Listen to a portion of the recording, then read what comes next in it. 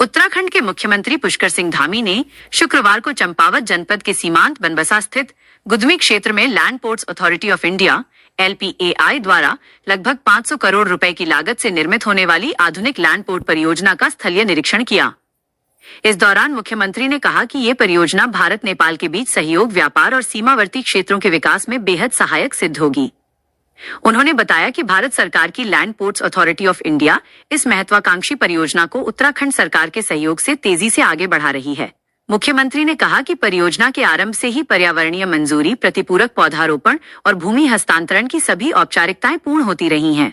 इस वर्ष पर्यावरण, वन एवं जलवायु परिवर्तन मंत्रालय द्वारा लगभग 84 एकड़ वन भूमि को अंतिम स्वीकृति मिल चुकी थी, जिसके बाद परियोजना के निर्माण कार्य को आगे बढ़ाया गया है।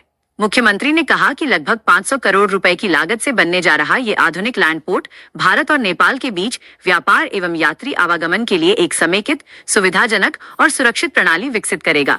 यहाँ कस्टम, सुरक्षा, व्यापार एवं बॉर्डर से जुड़ी सभी प्रमुख एजेंसियां एक ही परिसर में कार्य करेंगी, जिससे सीमा प्रबंधन में अधिक तेज और पारदर्शी आएगी। ये परियोजना केवल अवसंरचना निर्माण तक सीमित नहीं है, बल्कि ये सीमांत क्षेत्रों के आर्थिक परिदृश्य को बदलने का माध्यम बनेगी। उन्होंने कहा कि रणनीतिक रूप से ये लैंड पोर्ट सीमा पार व्यापार को भी सशक्त बनाएगा, कृषि व औद्योगिक उत्पादों के लिए एक औपचारिक प्रवेश द्वार तैयार करेगा और स्थानीय युवाओं के लिए नए रोजगार के अवसर उत्पन्न करेगा।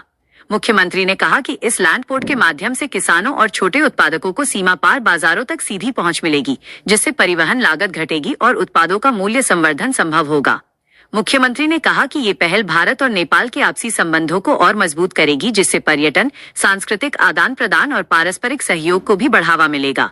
इसके साथ ही ये परियोजना भारत सरकार की क्षेत्रीय एकीकरण की दृष्टि और सुरक्षित, सतत सीमा विकास नीति के अनुरूप है।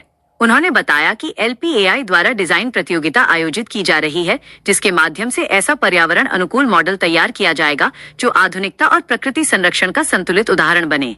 उन्होंने भारत सरकार, भूमि पोर्ट प्राधिकरण और राज्य के सभी विभागों, एजेंसियों को आपसी समन्वय से कार्य करने की बात कही, ताकि निर्माण कार्य शीघ्र हो सके। उन्होंने कहा कि बनबसा लैंड पोर्ट परियोजना उत्तराखंड की सीमाओं को समृद्धि और अवसरों की नई पहचान देगी। हमारे प्रधानमंत्री आदरणीय मोदी जी के नेतृत्व में 500 करोड़ रुपए से अधिक की स्वीकृति इस पूरे निर्माण कार्य के लिए यहाँ पर हुई है और इसके बन जाने से अभी जो क्षमता यहाँ प्रतिदिन 2000 लोगों की है, ये क्षमता बढ़कर अब 10,000 से ऊपर चली जाएगी और बहुत तेजी से यहाँ पर आवागमन होगा और जो हमारे लॉजिस्टिक हैं उसके लिए भी बहुत बड़ा एक अच्छा माध्यम ये पोर्ट के बन जाने से, इस पूरे एलिवेटेड सड़क के बन जाने से यहाँ पर दोनों ही देशों के बीच में कनेक्टिविटी बहुत अच्छी हो जाएगी।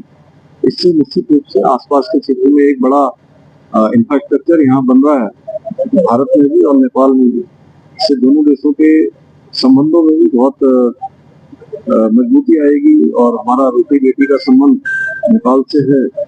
इस सीमांत क्षेत्र में इस प्रकार की कनेक्टिविटी बढ़ जाने से जो अन्य मार्ग, छोटे छोटे मार्गों का जिन व्यापारियों को करना पड़ता था, आना जाना पड़ता था, कठिनाइयों का सामना करना पड़ता था, यहाँ पर अब आसानी से लोग आ जाएंगे और बहुत आसान यहाँ पर कनेक्टिविटी हो जाएगी।